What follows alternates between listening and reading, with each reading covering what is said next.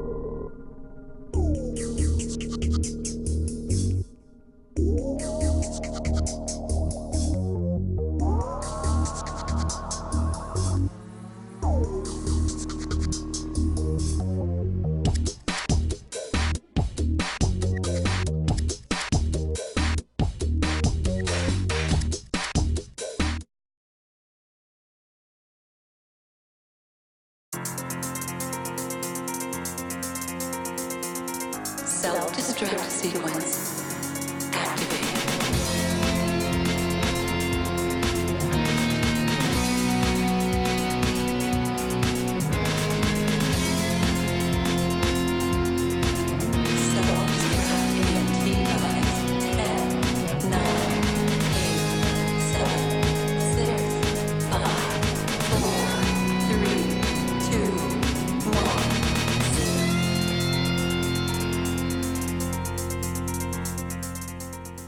Hey, what's going on, everybody, and welcome to the Self-Destruct Sequence podcast. My name's Roncley, and this is episode number 61, today being Saturday, January 20th. Glad to have you guys with us. And unlike last time we were on, we have quite a bit to talk about today. So let's start off with Overload. Overload recently released version 0.8.5. This is a new version that gets out some. It doesn't have any new content to speak of, which is why they only made it like a minor release version, but they do have a bunch of things in there for you to check out, including one that I particularly like. Challenge mode weapon upgrades can now be chosen. And what this means is that during the course of play in challenge mode, you get weapon upgrades. Like you can get the little homing add-on for the Thunderbolt, or you might not. You might get one you don't want. Well, now what you can do is within 10 seconds of receiving the upgrade, you go into your holo guide and change your upgrade. It's pretty nice. So definitely worth checking out. They have something called sticky flares. About the closest thing I can compare these to are the cameras in Descent 2 and Descent 3. Basically, you hold the flare button down and it will pop out a flare that lasts for 15 minutes. So useful for things like breadcrumbs, stuff like that. So if you have a little trouble maybe finding your way back to the exit, if you did a dry run, it's like, where's the exit? This is going to be impossible to figure out. Well, you can now put these sticky flares down that will literally stick around for a nice amount of time. So definitely a good addition there. They've got force fields in the game, just like D2 and D3. Your primary fire will now reflect off of those to indicate that you cannot shoot them down. There's new speaker options for sound. There's an offline indicator when you're not able to reach the leaderboard, stuff like that. A loading bar on your loading screen. There's a progress bar now. Your mouse axes can now be set to slide or roll in addition to turning. So good little addition there. You can invert both pitch and slide, or either one. When using the slide modifier now, you can. There's now options for that, and there's a whole bunch of other fixes, balance issues. You can read all about that over at playoverload.com. So that does it for our main news segments, but we're getting into our community news here, and we have so much to talk about. First of all, D1X Retro. We've released 1.4x6. We debuted it on the Observatory today. It was pretty fantastic, especially with that last game we had. We'll get to that in a minute. You can now see shield counts. You can see the damage that was done. Basically what it does is when you take damage, it will display a minus number over your ship. If you take more damage within 2 seconds, it will accumulate. After 2 seconds, it will reset. So it's a pretty nice feature. And you can see that in 1.4x6. It's really fun. So definitely worth checking out. There's other small fixes as well. You can check out all those fixes over at github.com/cdaro/dxx-retro. Or if you just want to go download it, you can do that over at my site, ronclay.com/gaming/descent/retro. The Descent Rangers are active. They did a mega event today. They're going to be doing a Shaker event in 2 weeks. This is called Shaker Baker. They'll be doing Anarchy games in Gigadeath and Ultra Earth Shaker over in Descent 2. One of the few times in the year that Earth Shakers are allowed in Rangers games. It'll be Saturday, February 3rd at 3 p.m. Eastern, noon Pacific. And of course, we have the Observatory going on. We've had Season 7.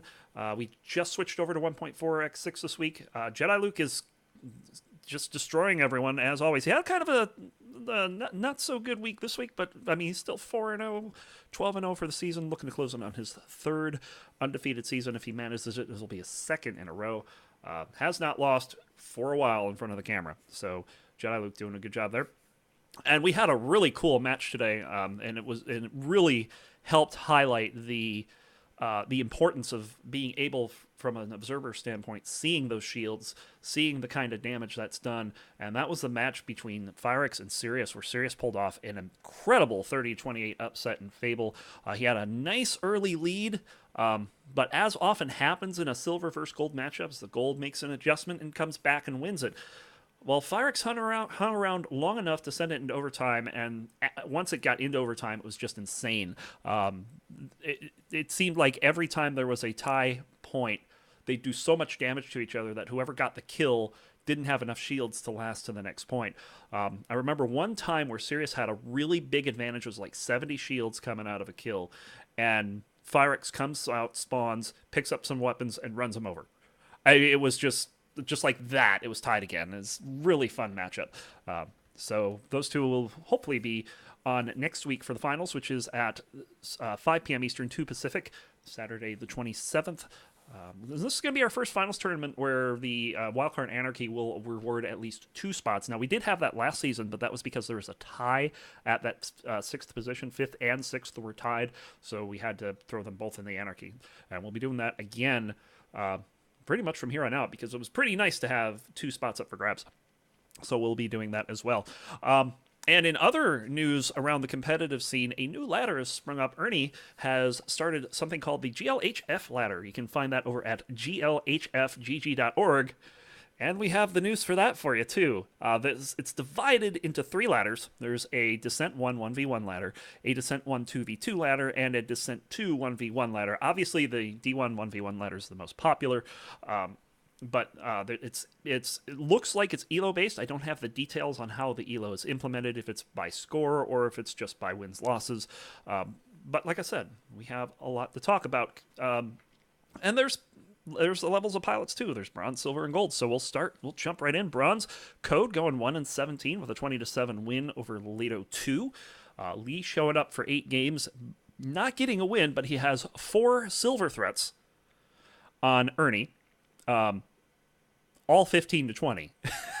So Lee gets to 15 and just kind of sputters out, or Ernie's just playing with, I don't know. Either way, Lee with 4 games, 15-20, but Lee gets his revenge. We'll get to that a little later. Leto 2 and Fyrex both showing up for a game each. Fyrex with a silver threat on Ernie, also 15-20, and Rethink in there with a game as well.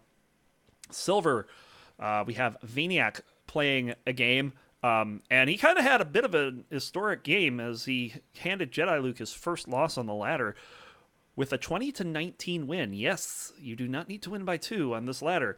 This ladder was also played for a DCL, and ultimately Jedi Luke won that. We'll get to that a bit later. But yeah, nice bit of history there. The first one where there's a win on each side on a different ladder. Swarthy going 1-0. Ernie 7-4 silver with a domination 20-4 over Rethink. And of course, the only gold pilot on the ladder, Jedi Luke, 24 wins, 1 loss.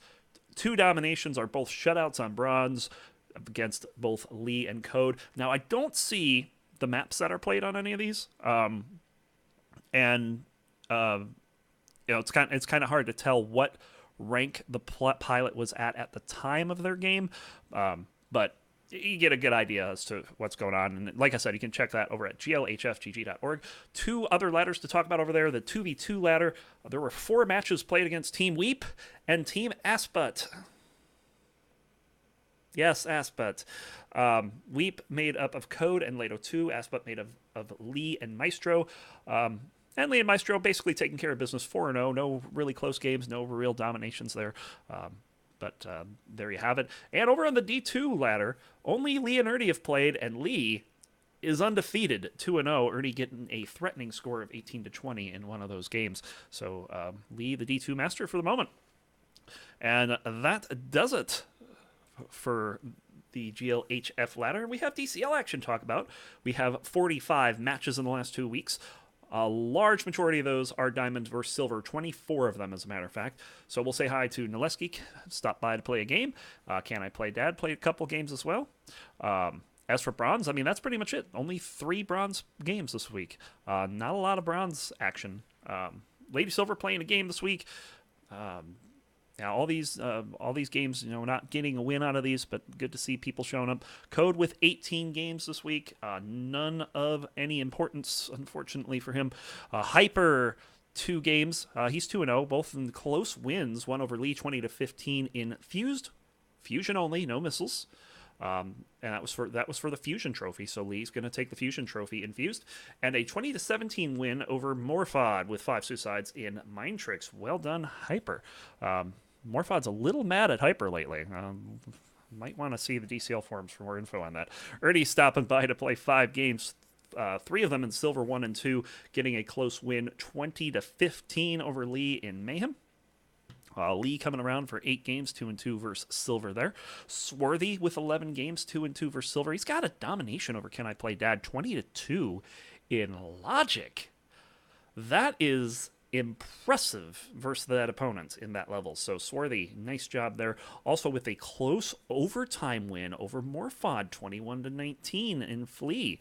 There's a reason Morphod is in silver, it looks like, as he's come by to play 5 games, 2 and 2 versus silver. The only game of note there is a domination, 20-10 over Lady Silver in Lurk. And I believe, if I'm not mistaken, B2AF is still the top gold, and he got there by getting a close win over Swarthy, 20-18 in his only game this week in Flea. And then we have Vaniac in gold. Vaniac playing 8 games this week. No wins against gold or diamond, but does get that close game against Jedi Luke where he won on the GLHF ladder but loses on the DCL, 22-24. So close. Not close enough. That is in Viral 3x2 was the level there. And Zero playing 1 game this week against Vaniac, 20-16 in Ascend in a close game there.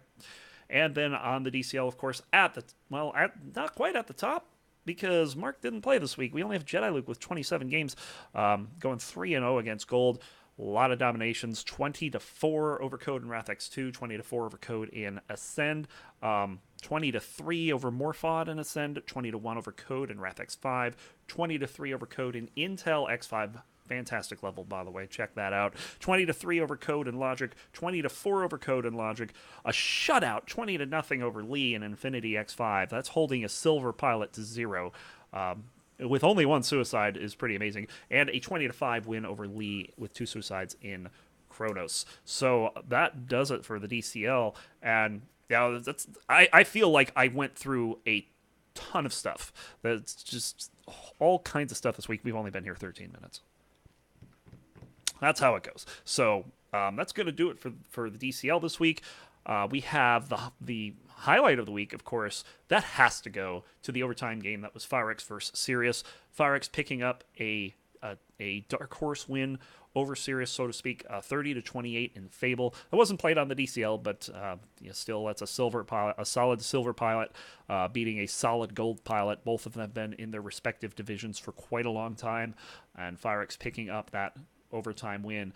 And this almost seemed, ever since we had that their finals tournament game where the second half of the game ended 16-16 because Sirius had gotten the total points he needed to win, and we didn't need to play out the rest of the game. It almost felt like it was a matter of time before something similar to this happened. I don't think anyone saw this going this deep into overtime. So 30-28 in Fable is your game of the week. Firex picking up a nice upset over Sirius.